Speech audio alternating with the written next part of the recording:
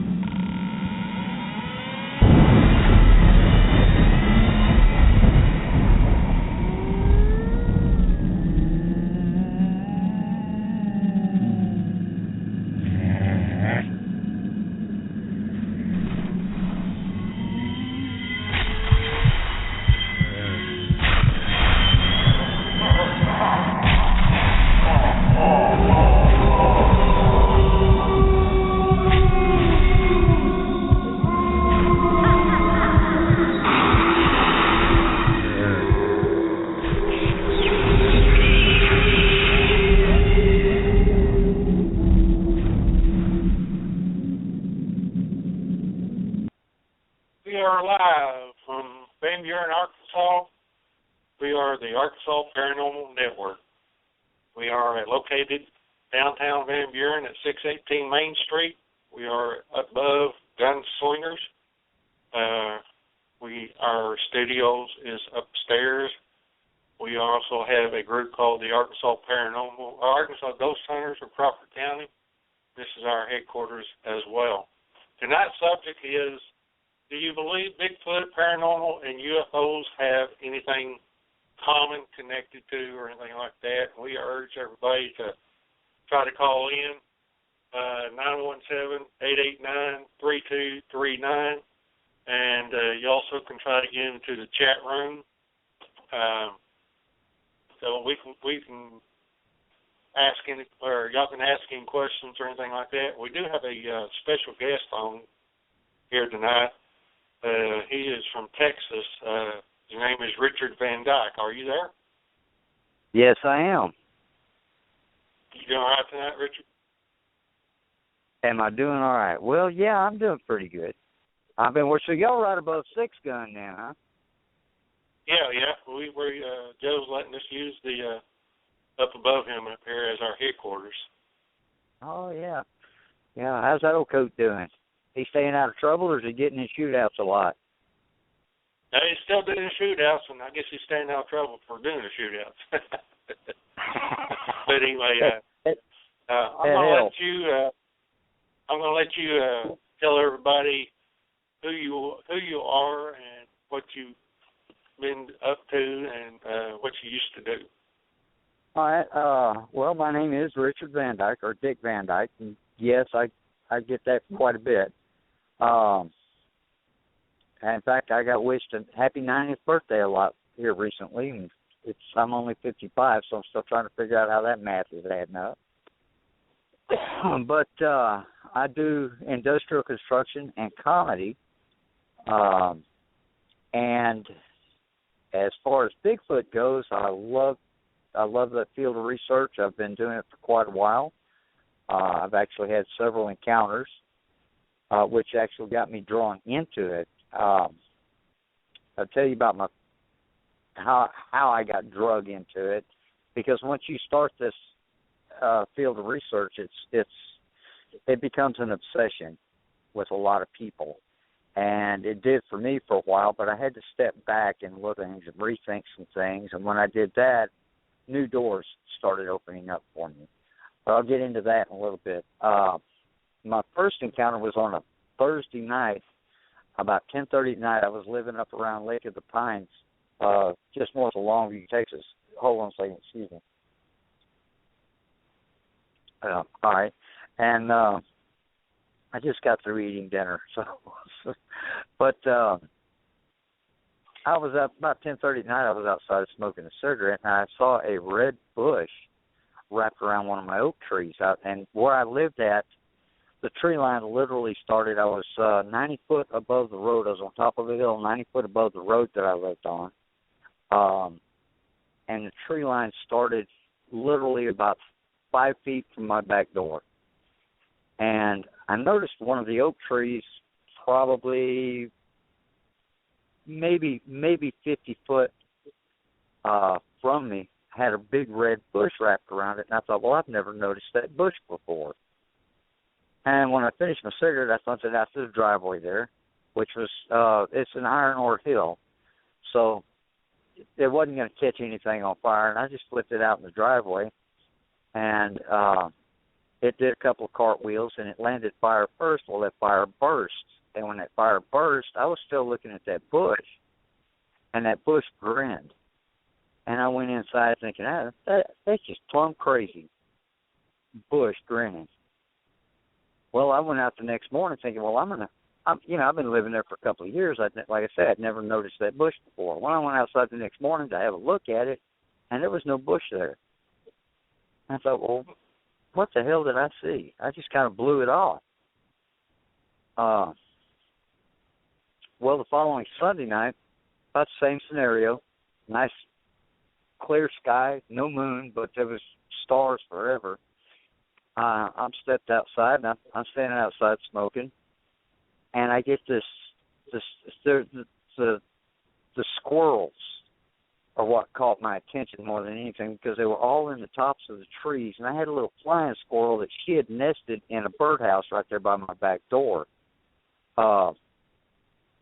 And you could hear them, they were all just giving it everything they had. Squirrels, crickets, frogs, everything, just cutting up something fierce.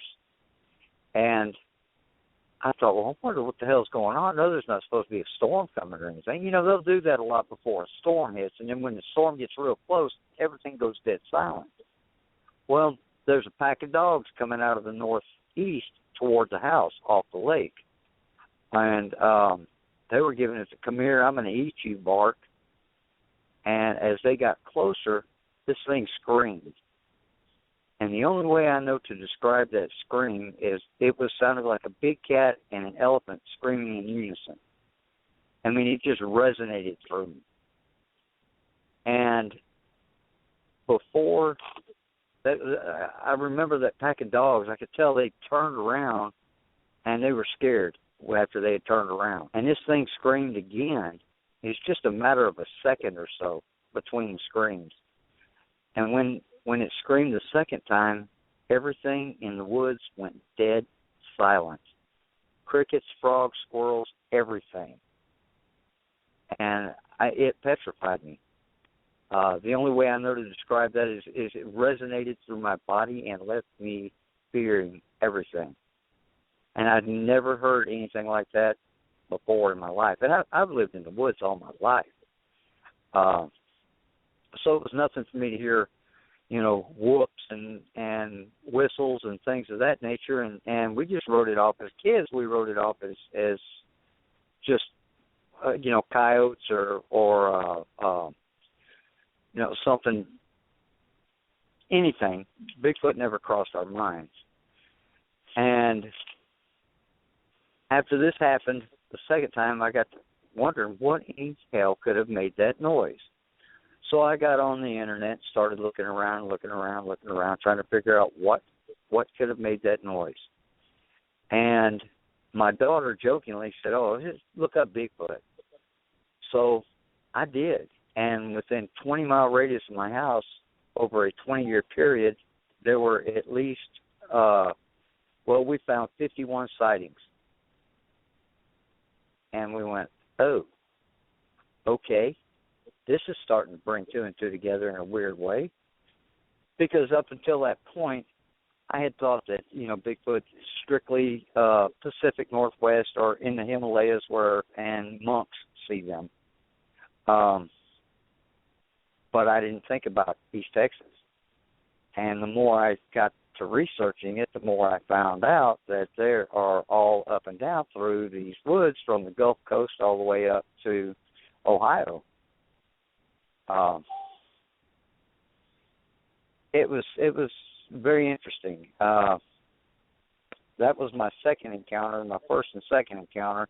My third encounter was driving between Marshall, Texas, and Harleston, Texas, on 454, I believe the road was, just south of Lake of the Pines, and I saw this tree standing out there with looked like two limbs standing straight out, and I saw the red, kind of brick red moss coming off of it, flowing, in the wind. And I thought, that was an odd-looking tree. I'm going to go back and look at that. And I turned around, and by the time I got back to it, to where it was walking off in the woods. And I thought, now I've seen one in the daytime. Of course, this was, I say daytime, it was late in the evening, almost 6 o'clock. But it was just, I've had several encounters like that. I've had stuff thrown at me. I've been growled at. I've never been attacked, but I've never attacked them either. I've just been basically warned, look, leave, we got something going on. In fact, myself and another guy, Chad Brooks, were out along a pipeline south of the lake, and we were out there, and we had rocks hit the antenna on the Jeep that we were in, and we turned around and literally said, well, we must not be wanted here tonight. We turned around and started driving out with our night vision on, but our lights off. And as we got to the main road to turn off of the pipeline back onto the road, there was a herd of deer coming the other way. So we feel like they were hunting, so to speak. But, yeah, I've been doing this for quite a while, so. Yeah, I knew you had me, and I knew this, like I said earlier when I was talking to you, that I knew this was a kind of field of range and stuff. Another thing I was going to ask you, can you explain why maybe the Bigfoots and stuff, people was asking me before, why do they just all of a sudden appear and then disappear and then reappear without any traces? There's several theories on that, and I can't prove or disprove any of them. One of the theories that a friend of mine in Washington State has come up with is that they are actually interdimensional beings. I've got some friends here in north of Dallas there who have had encounters that every time they go out and have encounters, there's also a UFO encounter. I've never had an encounter with a UFO or seen a UFO at the same time as we've had a Bigfoot. I've had a UFO encounter, but it was in the 70s, outside of Denton, Texas. But I've never had an encounter while Bigfooting. Well, do you think that?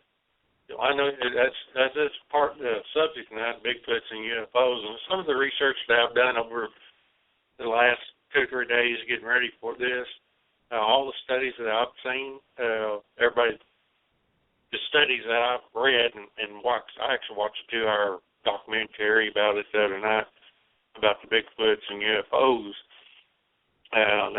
They're saying that the Bigfoots are conjunction with the UFOs. They're thinking they're part of the alien bunch. Yeah. That's why they can teleport. There are a lot of people who say that, but I haven't seen anything definitive.